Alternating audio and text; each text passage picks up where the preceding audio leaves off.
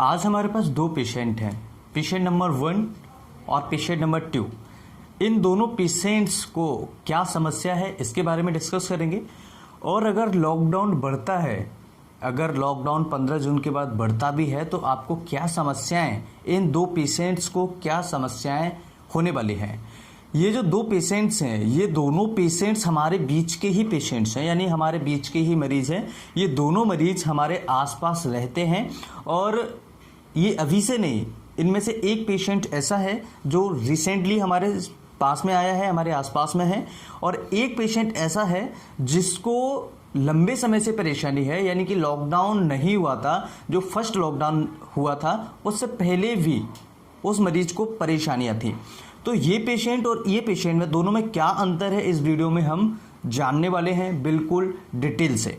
तो आपसे निवेदन है कि वीडियो अंत तक जरूर देखें और आपको जो बीमारियां होने वाली हैं या जो बीमारियां आपको कंटिन्यूसली रहने वाली हैं उनसे आप कैसे बच सकते हैं, इस वीडियो में इसका निराकरण हम समझेंगे। तो सबसे पहले समझ लेते हैं कि लॉकडाउन क्या बढ़ेगा या नहीं बढ़ेगा। तो सबसे पहले मैं आपको इसके बारे में एक नई अपडेट देने वाला हूं कि लॉकडाउन, जो सबसे पहला हमारा लॉकडाउन हुआ था वो 25 मार्च को हुआ था और ये 21 दिन का हुआ था। इसके बाद में जो दूसरा लॉकडाउन हुआ था वो हमारा लॉकडाउन हुआ था 15 अप्रैल को। तो 15 अप्रैल को जो लॉकडाउन हुआ था ये करीबन 19 दिन का हुआ था और इसके बाद में जो लॉकडाउन हुए हैं हमारे वो 14 दिन के हुए हैं। तो ये जो लॉकडाउन हुए हैं और इसके बाद भी जो मरीजों की संख्या है वो सबसे ज़्यादा महाराष्ट्र के अंदर है।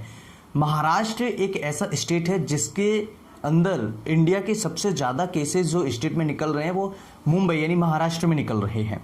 इसके बाद नंबर 2 पर है गुजरात, जिसके अंदर सबसे ज़्यादा केसेस निकल रहे हैं, और इसके बाद में जो तीसरे नंबर पर है वो है दिल्ली NCR।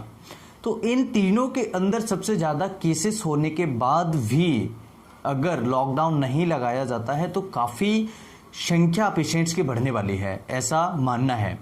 अगर ये स्टेट्स आगे लॉकडाउन बढ़ाते हैं यानी 15 जून के बाद लॉकडाउन बढ़ाते हैं तो काफ़ी हद तक पेशेंट्स का जो रेट है, जो डेथ रेट है या फिर जो स्प्रेड रेट है वो कम किया जा सकता है, यानी कि कंट्रोल किया जा सकता है। तो क्या वास्तव में लॉकडाउन 15 जून के बाद बढ़ने वाला है, इसकी कोई भी आधिकारिक पुष्टि अभी तक नहीं है। ना तो महाराष्ट्र सरकार के पास है, ना महाराष्ट्र सरकार के द्वारा दी गई है अभी, ना NCR दिल्ली सरकार के द्वारा दी गई है और ना ही गुजरात सरकार के द्वारा दी गई है। हालांकि केसेस बढ़ रहे हैं इसलिए सभी को लग रहा है कि लॉकडाउन बढ़ सकता है। और अगर ऐसा होता है तो आपको कौन सी बीमारियां बनी रहेंगी, कौन सी बीमारियों से आपको घर पर ही ट्रीटमेंट लेना है, कैसे आपको बचना है, कब ट्रीटमेंट लेने के लिए डॉक्टर के पास जाना है, तो इस वीडियो में हम समझते हैं। सबसे पहले मैं आपको बताना चाहूँगा कि अभी जो हमारे पास दो पेशेंट हैं, इनमें से एक पेशेंट है ट्यूबरक्लोसिस का और एक पेशेंट है हमारे पास कोरोना का। तो कोरोना का जो पेशेंट है ये तो हमारे पास अभी रिसेंटली में आया है, यानी कि लॉकडाउन जो फर्स्ट लॉकडाउन था उससे पहले लगभग आया था। और ये जो पेशेंट है, ये पेशेंट हमेशा हमारे आसपास रहता है। ये ट्यूबरक्लोसिस यानी TB का मरीज है। तो अब इन दोनों मरीजों में क्या डिफरेंस है? आपने कभी सुना है कि किसी को ट्यूबरक्लोसिस हो जाता है यानी TB की बीमारी हो जाती है, उसे खांसी जुकाम बना रहता है, निमोनिया टाइप के लक्षण, या फिर उसको सांस फूलने में दिक्कत बनी रहती है, फेफड़ों में दिक्कत बनी रहती है, चेस्ट में तो उसको दर्द बना रहता है। तो एक नॉर्मल व्यक्ति जो होता है उसको लगता है कि इसके पास में जाना सही नहीं है, यानी कि जो ट्यूबरक्लोसिस का पेशेंट है हमारे पास, इसके पास में जाना बिल्कुल भी सही नहीं है। और ये पेशेंट्स अगर किसी के पास में जाता है तो उसे भी इन्फेक्शन होने के चांसेस हैं। हमें एक हिदायत दी जाती है कि जब भी हम ट्यूबरक्लोसिस का पेशेंट देखें या फिर ऐसे मरीज देखें जिनकी बीमारी खांसने या छींकने से फैल सकती है या हमें लग सकती है, यानी डॉक्टर को लग सकती है, तो अगर ये ट्यूबरक्लोसिस डॉक्टर को लगता है और यही डॉक्टर 10 मरीजों को देख रहा है तो 10 मरीजों को भी ये डॉक्टर के द्वारा हो सकती है। इसलिए डॉक्टर्स को हिदायत दी जाती है कि कम से कम 2 या 3 फीट का दायरे में इस पेशेंट्स के आसपास आपको इस पेशेंट का चेकअप करना है, इस पेशेंट को देखना है। हालांकि कुछ अदर ट्रिक्स भी होती है पेशेंट को चेकअप करने के लिए कि कैसे पेशेंट का चेकअप करना है, तो वहाँ पर 3 फीट की जो दूरी है उसे भी फॉलो नहीं कर पाते हैं, क्योंकि कुछ अलग ट्रिक्स के द्वारा भी हम पेशेंट को देख सकते हैं। तो इस पेशेंट से हमें दूरी बना के रखनी है। क्यों? क्योंकि हमें डर है कि इसके बाद हमें जुकाम, खांसी या ट्यूबरक्लोसिस की बीमारी नहीं लग जाए। तो हमेशा ज़िंदगी भर हमें पता रहता है कि ट्यूबरक्लोसिस का पेशेंट है ये और इससे हमें बच के रहना है, राइट। इसी प्रकार से हमारे पास ये कोरोना का पेशेंट है।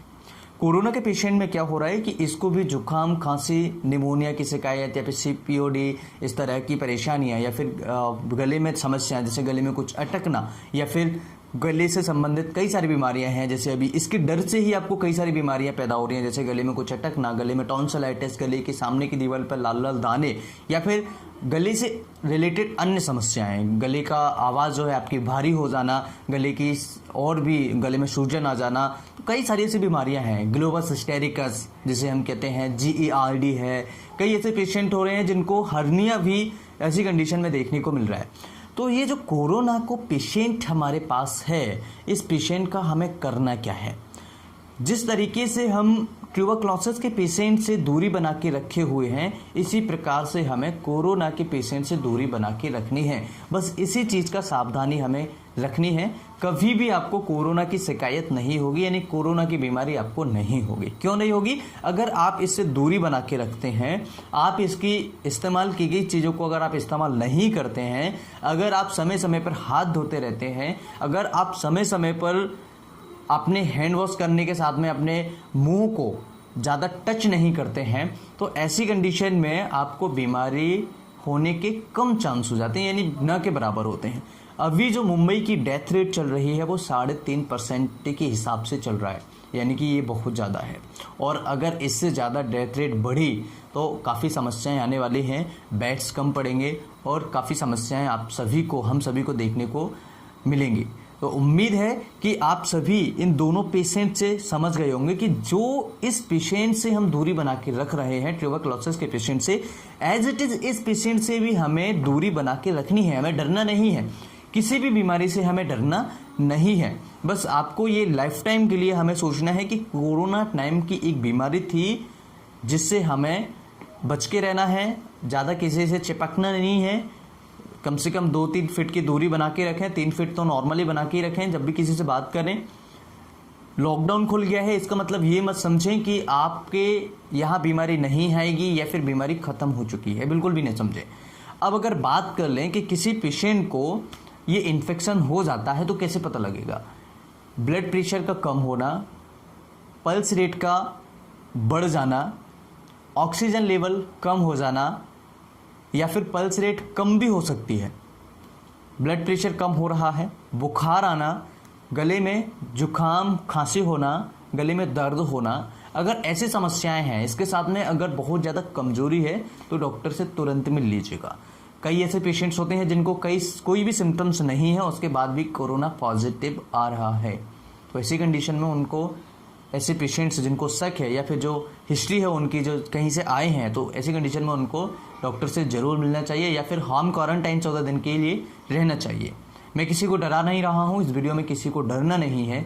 अब अगर बात करें कि घरेलू ट्रीटमेंट आपको क्या करना है, किसी को जुकाम खांसी अगर हो भी जाता है तो आपको क्या करना है, यहाँ पर सबसे पहले ध्यान आपको ये रखना होगा, ठंडी चीज़ें तुरंत खाना बंद कर दीजिए।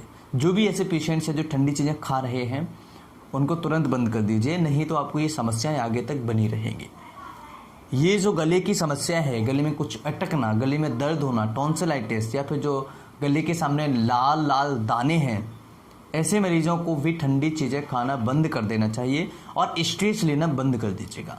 स्ट्रेस लेने से अब कुछ नहीं होगा। ये हमें ट्यूबरक्लोसिस का जो पेशेंट है, यानी टीबी का जो मरीज है, इसी तरीके से हैंडल करना है कोरोना के मरीज को। तो क्या आपको स्ट्रेस होता है जब आप सोचते हैं कि टीबी का मरीज है, तो आपको क्या कभी लगता है कि हमें डरना चाहिए या हमें स्ट्रेस या एंजाइटी, डिप्रेशन हो रहा है? बिल्कुल नहीं होता है, क्योंकि हमें पता है कि इससे हमें दूरी बना के रखनी है और ट्रीटमेंट इसका हमें प्रिवेंटिव जो हमें मिल जाएगा।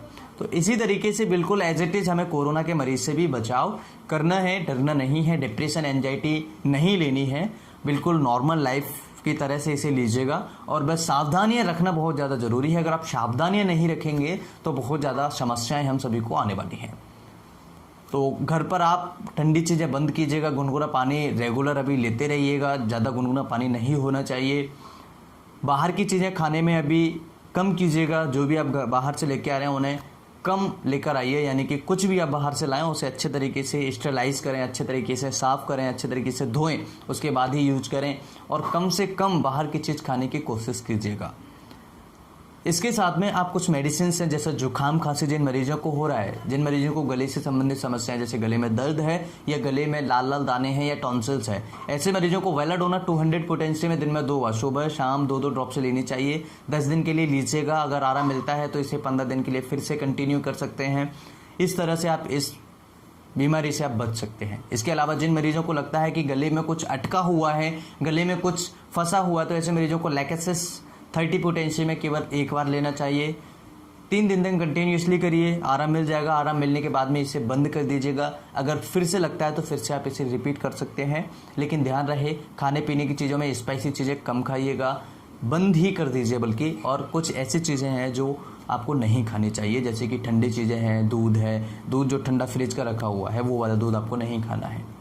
इसके साथ में आप घर पर काढ़ा बना सकते हैं, जो गवर्नमेंट आयुष मंत्रालय के द्वारा काढ़ा एक उसके साथ में बनाने की प्रक्रिया बताई गई है, तो आप उसे भी बनाकर आप ले सकते हैं, क्योंकि उससे भी आपकी इम्यूनिटी बूस्ट होगी। इसके साथ आर्सेनिक एल्बम 1M और 30 जो आयुष मंत्रालय के द्वारा होम्योपैथिक मेडिसिन के बारे में डिस्कस किया गया है, उसे भी आप ले सकते हैं। अगर आपने वीडियो नहीं देखा है तो डिस्क्रिप्शन में चेक कीजिए, वहाँ पर आपको वीडियो मिल जाएगा आर्सेनिक एल्बम कैसे लेनी है।